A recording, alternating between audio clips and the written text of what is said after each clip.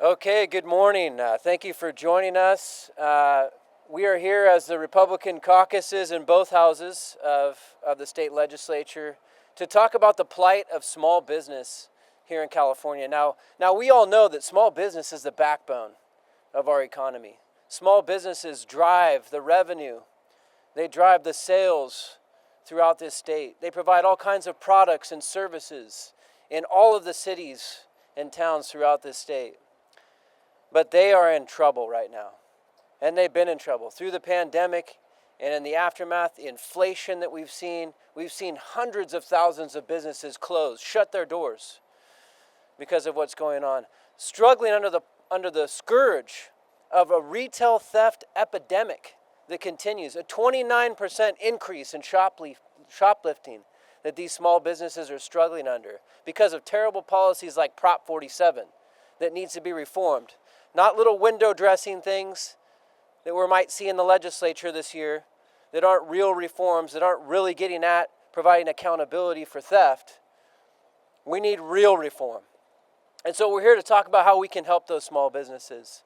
They're also struggling under a countless barrage of fees and taxes that keep being foisted upon them, of this state not meeting its obligation under unemployment insurance and paying that debt, and instead making small businesses pay that, fit that bill. It's not right.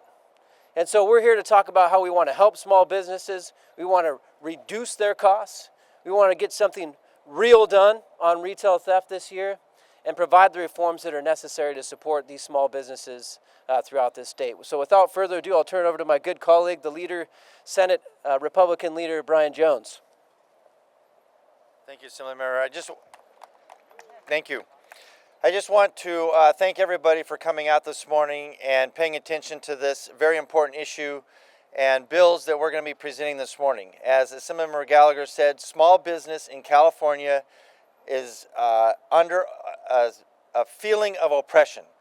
When you talk to small business owners in California, it's amazing to me how many of them have already considered leaving the state, how many of them have already made plans to leave the state, and how many of them have already looked up on Zillow what they can buy if they sell their house here in California if they move out of state.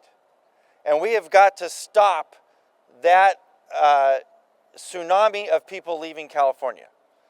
My family moved to California in 1978. My dad was a home builder in Colorado. He sold his business, he sold his house, he sold his truck, and we packed up everything we had and moved to San Diego because in 1978, California was the state everybody wanted to live in. California was where everything was happening. In 1978, freeways were being built, colleges were being built, schools were being built. Education in California was #1 in the country. And everything that was good about California then is still good about California now, except for the policies coming out of this building. So I want to thank all of the authors, the assembly members and senators that are here this morning that are taking this serious in California. And we're going to work with our colleagues across the aisle, and we're going to get these ideas passed, and we're going to work with the governor and get him to sign them, and we're going to start fixing California, and that fix starts today. And I just want to thank you all for coming, and again, thank you for all the authors and the bills that will be presented this morning to help make California the best state in the United States of America. Thank you.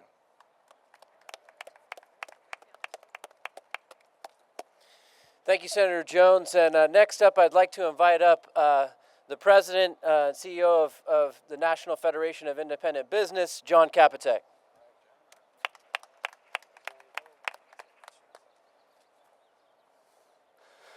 Thanks very much, Leader Gallagher, and good morning, everybody. My name is Jon Kapotek. Thank you, Leader Gallagher. Thank you, Leader Jones, and everybody for inviting me here today. I am the California State Director of the National Federation of Independent Business, a California-born organization, but is national in scope. We represent about 14,000 small and independent businesses here in California, about 300,000 nationwide. Proud and heartened to support this host of pro-small business legislation that's set forth by these great members behind me today, these bold members behind me. Because quite frankly, as I'm traveling up and down the state and talking to small business owners every single day, they're telling me the following thing. They're frankly giving up, they're fed up, and they're wound up about what's going on. And they're frankly feeling that their representatives in Sacramento, many of them are giving up on them. And frankly giving in to special interests and putting that above Main Street, time and time again. Not these bold leaders behind me, but so many others that they just feel are given up on. And they're just give you an idea, small business owners, as we're talking about taxes, regulations, crime, small business owners pay 3 times more than larger businesses to comply with taxes, about 37% more to comply with regulatory costs, and they're always, most often, the usual target of these frivolous shakedown lawsuits. NFIB does a small business economic trends report every month that talks about, and it's really the leading national barometer of where small businesses are right now. And frankly, right now, as we found in our most recent one, the percentage of small business owners that are expecting sales to be higher in the coming months has declined by 12 points between December and January. And only 14% of small business owners are planning to create new jobs or even grow in the next 3 months. And it doesn't take much to read a newspaper or turn on the evening news to realize most small business owners are terrified about returning to the downtown area, as are their employees and their customers, because of retail crime and theft. So they feel progressive policymakers have failed them on virtually every level. As the Leader Gallagher mentioned, they created a now $74 billion deficit, and they're looking to small business owners to be the ATM to pick up the tab. They're heaping new regulations and actually paving the way and opening the door for more frivolous lawsuits for small business owners than actually helping them. And they're choosing to embrace the criminal than the victim, which is not just the small business owner, but families and neighborhoods. Small business owners and these policymakers, frankly, behind me are saying enough is enough. Stop the lip service and let's get something done to help small business. Let's just look at a couple of these issues. After 2 previous sessions in which public safety committees have failed to pass about 25 to 30 bipartisan bills to address retail theft. The only one that I think even came close was Assemblymember Alanise's study bill. That didn't even make it out of committee, which would have at least studied the issue. All the while, Main Street and neighborhoods suffer. But hopefully, we're seeing some glimmers of hope. Senator Nilo, Assemblymember Alanise's bills that are going to be presented actually will address this head on in a responsible, reasonable way that all sides of every party should be able to see. Steps in the right direction. At a time when sleazy plaintiffs' attorneys continue to shake down small business owners with frivolous lawsuits, we're going to see Assemblymember Taw's AB 1894 that would provide a right to cure as it relates to the Air Resources Board and environmental regulations. And when our unemployment insurance fund continues to go deeper and deeper in the red, and all that our progressive policymakers can do is look at legislation that would actually make it a deeper sea of red, extending it to striking workers instead of solving the problem, we look at Leader Gallagher's ACA 19 as a step in the direction to finally pay down this bleeding red debt. And when the little guy, the small business owner that we are proud to represent, struggle for state contracts and other opportunities, we look at Assemblymember Davies, Senator Nilo, Assemblymember Dixon as opportunities for relief, paving the way, not blocking the way for small businesses to grow. We're nonpartisan. NFIB is a nonpartisan organization, and we do hold out hope, despite everything I just shared, with these bills and other things, that policymakers on all sides of all aisles are going to do something as they realize that we are at rock bottom. But I do hold out hope that we're going to crawl out of that hole. And finally, speaking out of crawling out of the hole, let's not look too far back, but to COVID, to realize that when small businesses dry up, so do all of our, not just jobs and the economy, but our social services, our public services that are so coveted and touted in this building behind me.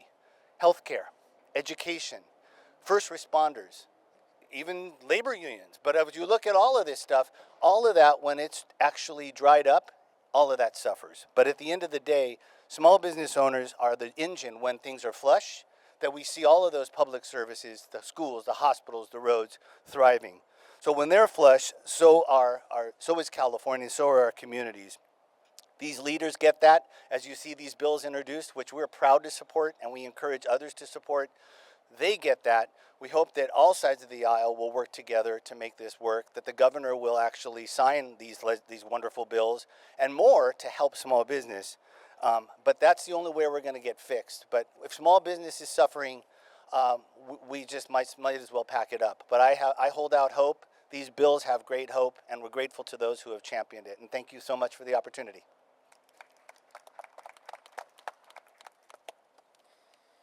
Well, thank you, John. And NFIB are great advocates for small business, and for many years have been coming to this Capitol talking about the changes we need. I mistakenly called him the president and CEO. He's the state director, so I guess you call him the state CEO of NFIB. Well, next up, I do want to invite up another one of our members who's fighting on this front and who's introducing legislation to help small business, Assemblywoman Lori Davies. Lori Davies. Good morning. I'm Assemblymember Lori Davies, and I have the honor of representing California's 74th District, which is South Orange County and North San Diego. In the Orange County Inland Empire region alone, there are over 230,000 small businesses. I'm proud to say I count myself as a part of that number, as I am a proud small business owner of 24 years. As a business owner, I can tell you that the state does not make it easy to do business here. Whether it's burdensome regulations or costly fees and permits, it seems like the state does everything it can to be the most unfriendly business state in the nation. We should be doing everything we can to attract and keep entrepreneurs here. This is why this session I've introduced AB 2030, a bill that will require state agencies reach out to women and minorities-owned businesses for procurement bids when awarding new state contracts. I am proud to have the California Hispanic Chamber supporting this bill. According to the United States Census, California's 150,000 women-owned firms employed over 1.3 million workers with $57.4 billion in annual payroll in 2018. If you want to talk about equity, we need to guarantee every business from every type of person has a seat at the table. I'm proud to stand here today with my colleagues in our effort to ensure we have a thriving small business climate that creates pathways to work, wages, and wealth for Californians. Thank you.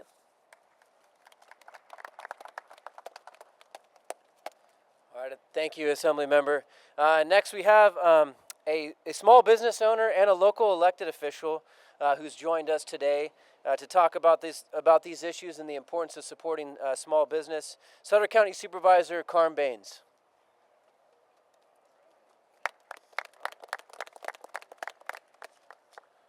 Thank you, Assemblyman Gallagher. In California, 99.8% of businesses are small businesses. That equates to 4.2 million businesses, including 1.2 million of them being self-employed minorities. Businesses run by our families, friends, and neighbors.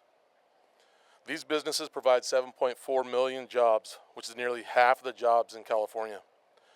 The impacts of the pandemic are still lingering. From the state's response that devastated businesses and increased their debt. And job growth is projected to significantly slow for 2024. We cannot afford to sit idly by while our businesses and our communities continue to struggle, while crime worsens, while insurance rates climb, while regulations cripple the ability for businesses to flourish. As a fourth-generation farmer, remember that much of our food supply is provided by small business owners. Farmers in our rural areas are struggling to pay for equipment, fuel, and even payments. In dealing with the commodity prices that are now at the lowest they've ever been in decades, we need action, not talk, that supports our small business owners to help restore California to its vibrant former state. Thank you very much. I'm here to support Assemblyman Gallagher and his colleagues in support of small businesses and their future successes. Thank you.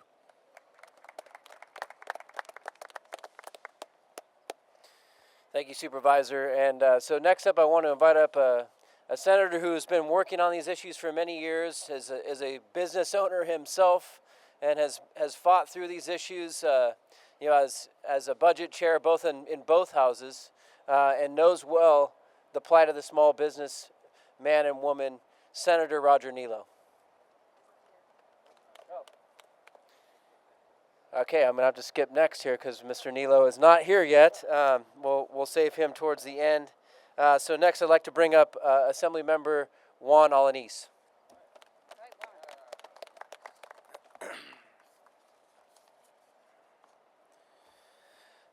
Thank you. Good morning, everyone. Thank you for coming here today. We've all seen images and videos of the blatant shoplifting crimes in our communities and in our businesses.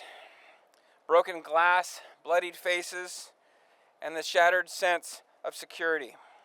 It was reported last week that there was an 81% increase in shoplifting reports. And yet, in many ways, it feels like we are only starting to realize that this is a problem and that we are just now responding to it. As a career in law enforcement, as a deputy sheriff and as a sergeant, that was pretty much my everyday life on the beat. Seeing the pain of employees and their faces and their frustration, and the same of the business owners, as their jobs and livelihood were under constant assault. There's no doubt that our law enforcement agencies have worked tirelessly to adapt to increasing mandates that have been imposed on them, essentially tying their hands behind their backs. But this isn't just a policy issue. It's also a resource issue. That's why I've introduced AB 1845 and AB 1972 to provide law enforcement agencies and prosecutors more tools and resources to combat the rise in retail theft. AB 1845 supports new and existing programs for prosecutors who subscribe to the vertical prosecution model and collaborate with law enforcement agencies to investigate and prosecute those involved in stolen property crimes. These bills and the bills that my colleagues are sharing with you today are part of a larger effort to protect our communities and businesses once again. AB 1972 expands the California Organized Retail Statute to include the term cargo, giving law enforcement and prosecutors additional tools to protect our rail lines and shipping routes from organized cargo theft. And to be quite frank, our businesses for way too long, about 10 years, have been struggling to keep their customers safe, to keep their employees safe from theft. They're doing their best to keep prices affordable for everyone. And why is this? Well, laws are meant to keep us safe and to protect us. We all voted on a bill that should have kept our schools and our neighborhoods safer, but all it has done is cater to criminals. And now's the time. That's why we're here, to hopefully bring back hope to those businesses of people who wanted to thrive in their communities, who wanted to give back to their communities, be part of their communities. And unfortunately, these laws have failed them. So hopefully, we'll reach out to them. Hopefully, they will stay here. Hopefully, they will continue to be in their communities. And hopefully, they will stay here in California. So we're here to tell you that we stand with you and we stand for you. Thank you.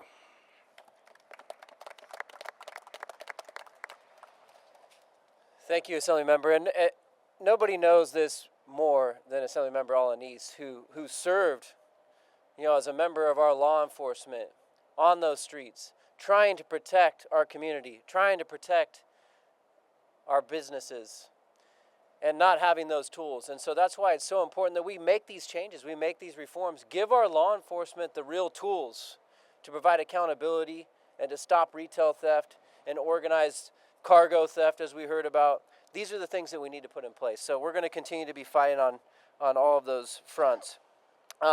Next up, I want to invite up Assemblywoman Diane Dixon to talk to us about some legislation that she's going to be introducing. Good morning. Yes, I'm Diane Dixon, Orange County, District 72, Seal Beach, Huntington Beach, Newport Beach, Laguna Beach, and then inland, a great part of our state with many, many, many thousands of small businesses. And I am so pleased to be part of the group here representing what we need to do to help small business. As the leader said earlier, small business is the backbone of our country's economy, but in California even more so. We have to keep small business in California. I talk to too many businesses who are moving to Arizona, moving to Nevada, but shipping into California. But they're moving to Arizona because the regulatory framework is more pro-business, and they are thriving. And they're taking their jobs and those jobs, the income produced by those jobs by the individuals as well as the businesses, taking it to drive up revenue in Arizona. And we are facing a revenue shortage here. That connection with the loss of income, with loss of workers in California is directly contributing to our high deficit. And that's why every day we're hearing the Legislative Analyst Office tell us that, oops, not enough revenue coming in. It's because these workers and their paychecks are going to another state. So I'll want to tell you about my bill, AB 2274. To help in an interesting way for families and small business. California has the highest statewide sales tax in the nation at 7.25%, as we all know. And then we also know that local governments can add up an additional 2%. So high taxes, plus now we're experiencing high inflation, make everyday family spending a real challenge. And then that also cuts back on family spending at their small businesses and their local businesses. Last week I introduced Assembly Bill 2274 to combat these high taxes for families, but also drive revenues to small business. And let me explain. This bill will create a back-to-school tax holiday the first weekend in August to allow school supplies and other retail goods, frankly, to be exempt from California state sales tax for that one weekend prior to the start of the school year. This is something that 18 other states have already started that offer a sales tax holiday for school supplies and other retail shopping. So this is going to be really interesting to see how the legislature wants to support our small business and drive revenues for small business in a period of declining sales because of high inflation. Every little bit helps families and our businesses working together to create sales as well as reduce taxes for sales taxes. By exempting school supplies, we will not only be helping low-income families set their students up for success, but additionally amplifying their purchasing power. California families spend an average of $848.90 on school items in 2021, and that was $59 higher than the prior year. With the rising cost of living in California, it is important we provide relief so families can purchase the products they need from local stores and help local stores increase sales. Local stores are the backbones of our towns and cities, our communities. So please join me and my colleagues in helping to help families battle high costs and help small business grow sales in a heavy spending August weekend in California. I appreciate your interest in us supporting small business. This is another big priority item for all of us in the legislature, and the Republican and also bipartisan. We care about small business. We want them to be successful. We want to keep them in California. Thank you very much.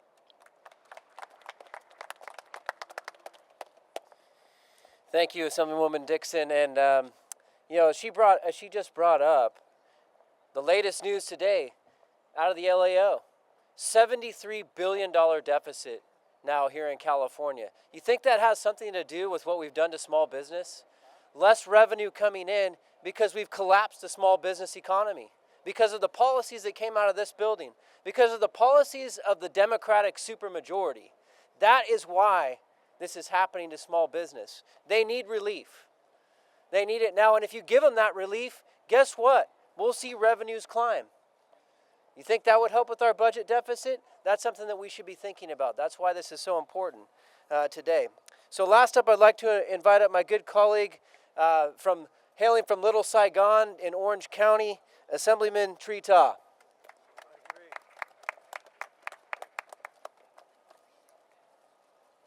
Good morning, everyone, and thank you so much for being here to show your support to the small businesses across the state. I am Assemblyman Tree Ta from District 70, Little Saigon, California.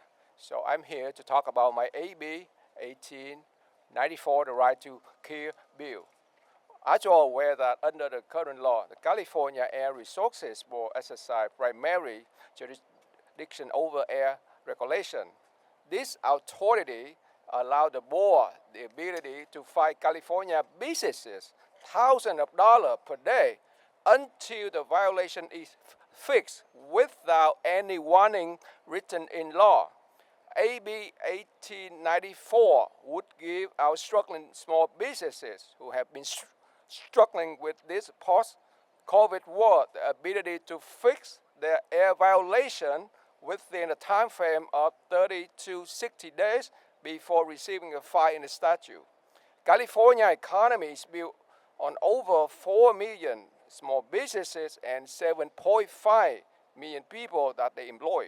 For California to recover from this budget deficit, we must protect our small businesses, many of which are owned by minority and immigrants. As you are aware, most small businesses do not have in-house legal and compliance officer, not a fund to cover this fee. It is a small business owner that fulfill these duties. Therefore, AB 1894 is very legal to protect small businesses in California. So I'm proud to be here with the leader and member in our caucus to continue to stand for our business. You have our strong commitment. We're going to fight for you, and we're going to fight to the end. Thank you so much.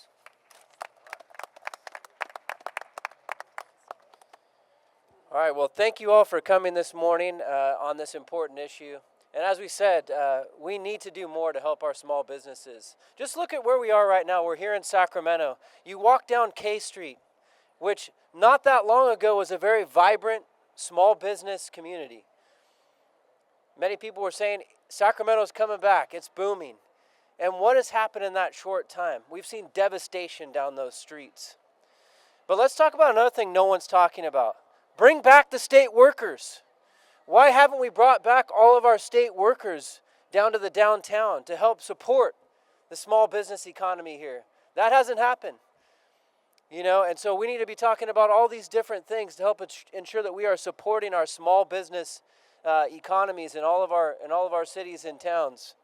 And then finally, we have to end what is going to be what people don't talk about, but it is a small business tax. Is this unemployment insurance that we end up paying the bill on, that small business ends up paying the bill on. I'm introducing a constitutional amendment that will finally say, no, the state picks up that. Would they need to be the ones paying down that debt, not forcing small businesses who had nothing to do with that picking up that bill. It's time we did something to help small businesses, long since time, to help this vibrant community that is supporting our communities, that is bringing in revenues that are vital to all of our services. So I ask you, help support us in our efforts to help small business. Let's make the reforms that are really necessary to keep our community safe and keep our businesses thriving. Thank you. And we will take some questions if folks have any right now.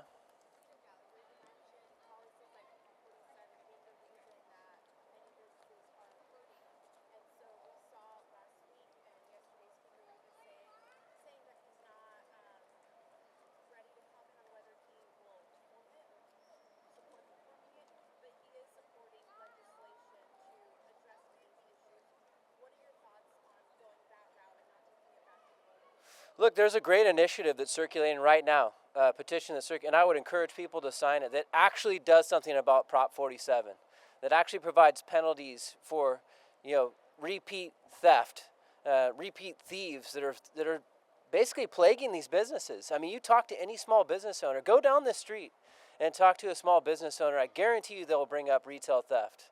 I guarantee you they will bring up, people that are coming in smashing and grabbing things, walking out, and there is no penalty because of Prop 47. And if the speaker won't say it, I will. Prop 47 needs to be reformed. It absolutely needs to be reformed. And it's not just me saying it. It's a majority of Californians who are saying it. The polling shows it. It's time that this legislature act. But if they don't act, that's fine. We've got an initiative that's moving forward, and I encourage people to sign on to that. Let's get it on the ballot, and the people can pass it themselves.